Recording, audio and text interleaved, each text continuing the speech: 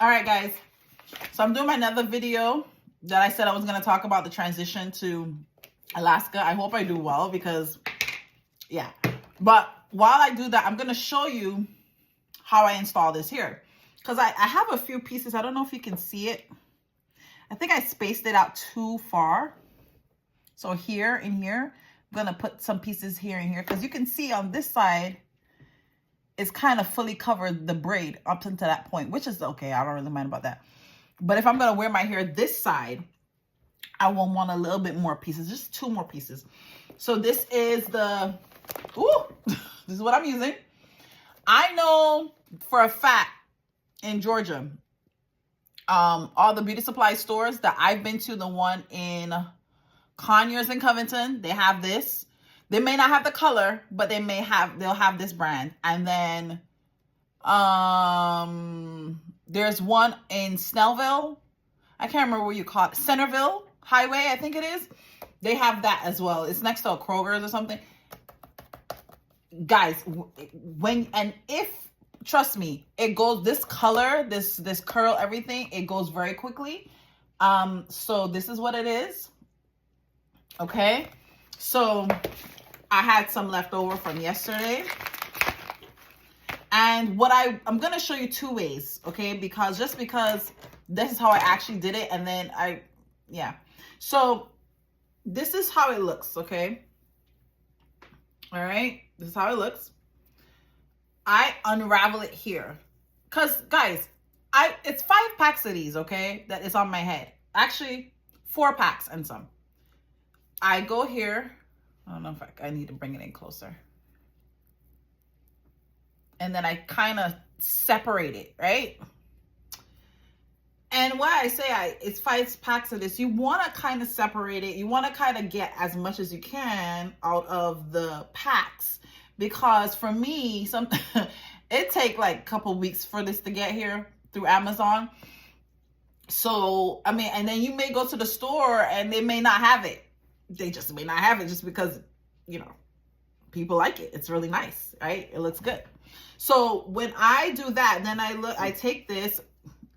I know it could be damaging. It is damaging to your hair, but the good thing is it's not going on my scalp or my hair. It's going on here. Okay. That's where I'm going to go with this. So what I did last night is I took a little bit of this, and then I kind of just smooth it out. Run it through like that. Now you're like, TJ, what about the ends? Get in there, okay? Some ends are just unruly, okay?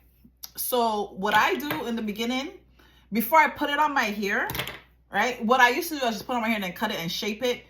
That's more work, okay? So you just take it and then you clip the real fuzzy, like barely to the end, because with this here, it curls really, the curls are tight, okay? I think it's because it's bigger.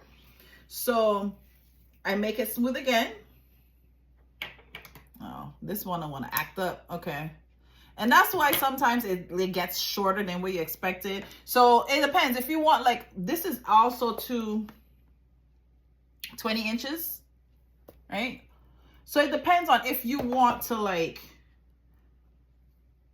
have more volume. Honestly, with this here, I don't know. It's okay for me, okay?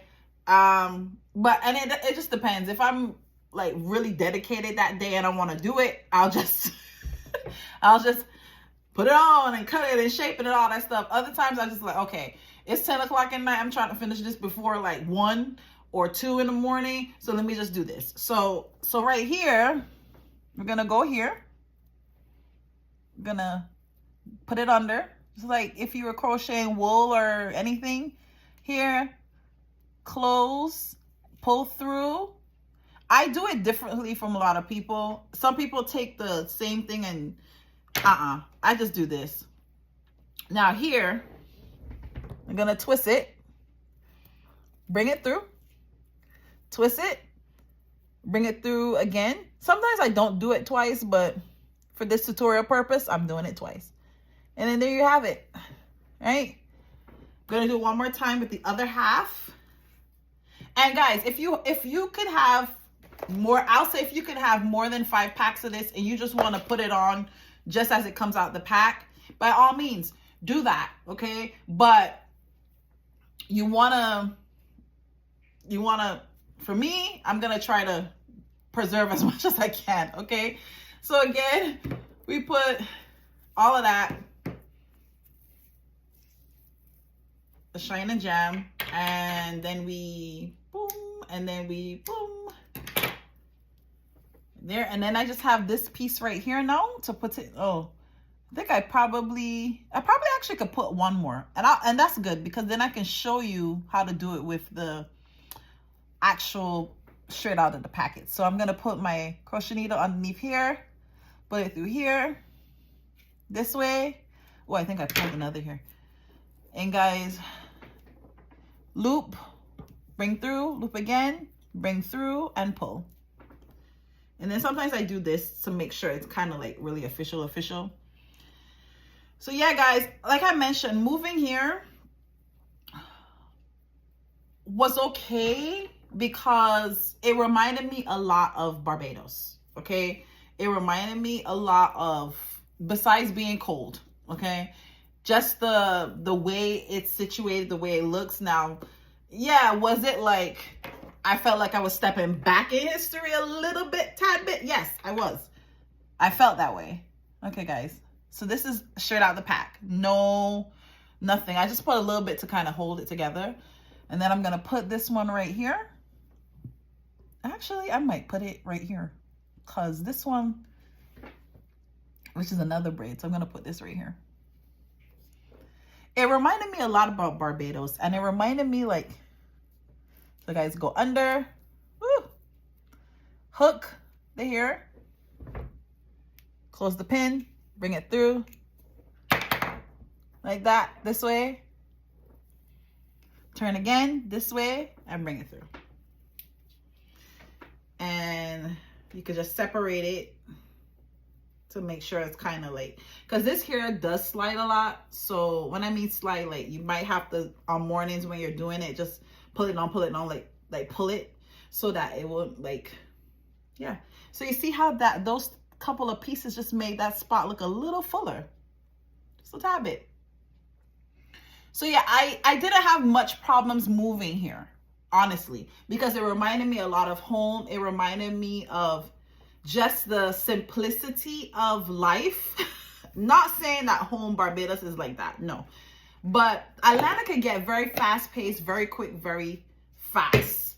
Like, and I know I just said the same thing twice, but it could be very, like, you feel like a small fish in a massive pond type of feeling sometimes in Atlanta, even when you're just driving from, like, on the highway. It's like, what?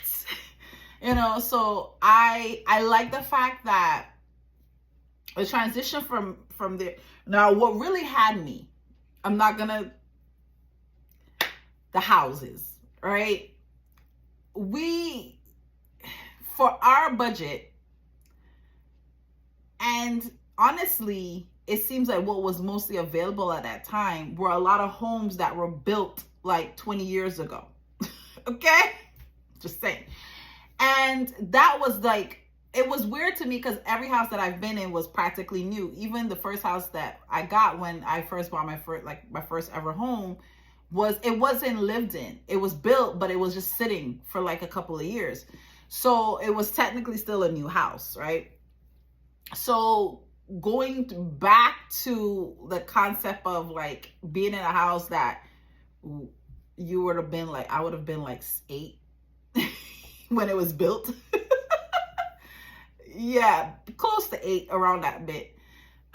Maybe 10, or I don't know. But going back to the concept like, oh yeah, it would be like that because that's how it was when I was growing up in the house that I lived in. Oh yeah, I could see it doing that. So you had to kind of get back into that whole like, this is weird. I'm used to fresh, new, brand new, everything new in a home.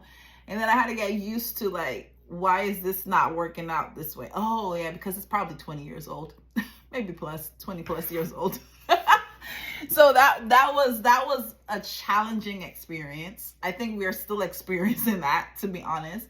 but God is good and he is making a way where there seems to be no way. The cost of living is really tough out here, guys. I'm not gonna, that was a shocker. It really feels like living, for me, because I tell people all the time, like, well, my family and friends, it feels like living back home in Barbados.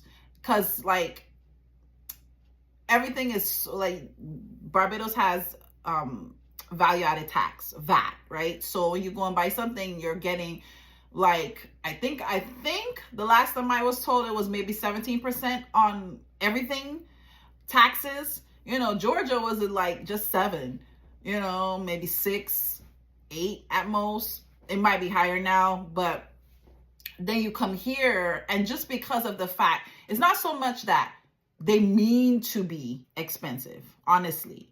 They try their best, but you have to look at the fact that things, you're coming like really far away. Like if something is produced in, let's say, Florida, you coming from all, let's say you try to get some oranges. I'm just saying, this is Florida. This is what I'm thinking about. You go, you get your oranges from Florida.